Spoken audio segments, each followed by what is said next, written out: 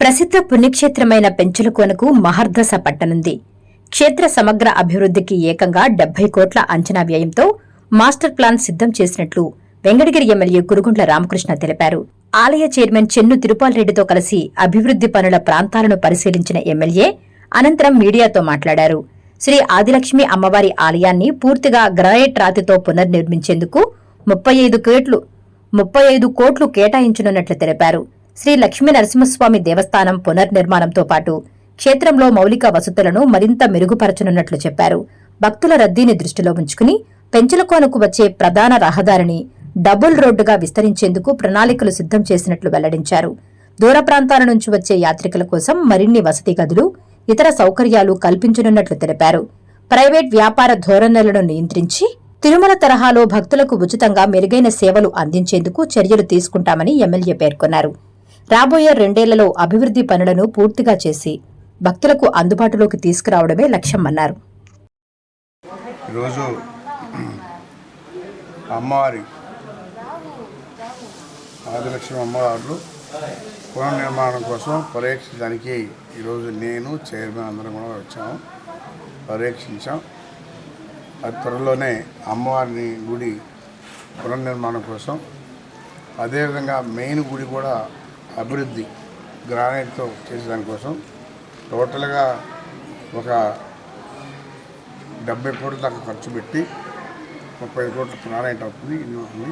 టోటల్గా కూడా ఒక 70 కోట్ల రూపాయలు ఆదిలక్ష్మికి కానీ పెంచిన నరసింహస్వామి టెంపుల్కి కానీ ఖర్చు పెట్టి చేసే విధంగా ప్రయత్నాలు చేస్తూ ఉన్నాం.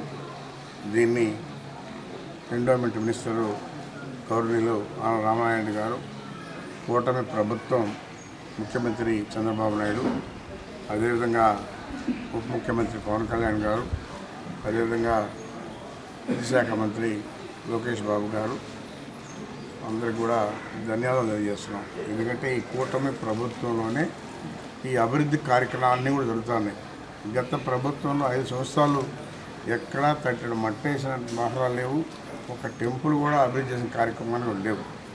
ఈరోజు ఆర్థిక ఇబ్బందులున్నా మన ముఖ్యమంత్రి ఎక్కడ కూడా అభివృద్ధిలో, సంక్షేమ కార్యక్రమాల్లో ఎక్కడ కూడా వెనకాడ వేయడం లేదు.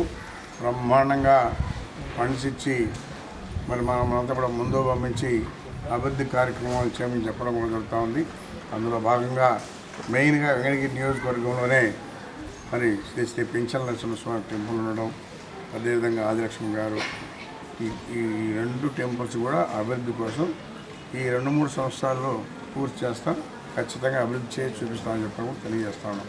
ఎందుకంటే భక్తులు ఇక్కడ గతం కన్నా కూడా బాగా పెరిగారు. ఇంకా అభివృద్ధి చేయాల్సిన గతం ఉంది.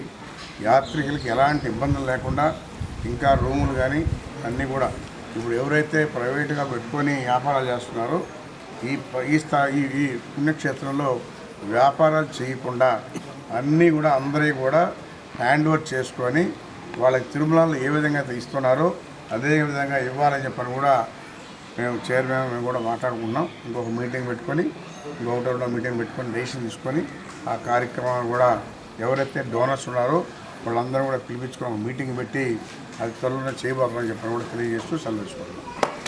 ఆదిలక్ష్మి అమ్మవారి గుడి పునర్నిర్మాణం కోసం బాలాలయం ఏర్పాటు జరుగుతున్నది 30వ తేదీ ఉదయం 10:50 దాని కొరకై మన శాసనసభ్యులు పురుగుండ రామకృష్ణ గారు వచ్చి పర్యవేక్షణలో 30వ తేదీ పునర్నిర్మాణం కోసం బాలాలయంలో ప్రతి ఒక్క కార్యక్రమాలు చూసుకునే దానికోసం దాన్ని పర్యవేక్షణ కోసం వచ్చి చూసుకోవడానికి వచ్చారు. దీని వ్యయం వచ్చే సుమారు 25 కోట్లు. దీనికి తగ్గట్టు మళ్ళీ 35 కోట్లకి మన ఎమ్మెల్యే పురుగుండ రామకృష్ణ గారు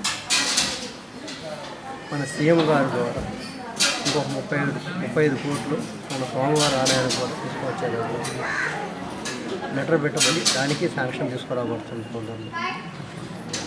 దీనంటికి ముఖ్య పాత్రధారైన మన నారా చంద్రబాబు నాయుడు గారికి, పవన్ కళ్యాణ్ గారికి, ఎండోన్మెంట్ మినిస్టర్ రామనాయుడు గారికి, అతి ముఖ్యంగా మన శాసనసభ్యులు పురుగుండ రామకృష్ణ గారికి ధన్యవాదాలు తెలుపుతాను. ఈ కార్యక్రమం సవ్యంగా జరగాలని కోరుతున్నాను.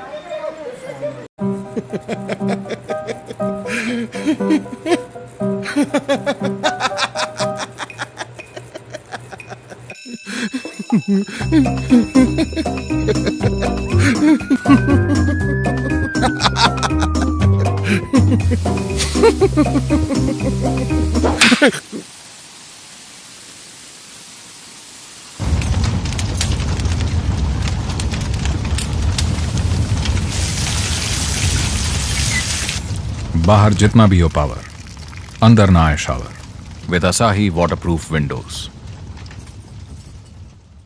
Subscribe SS News AP.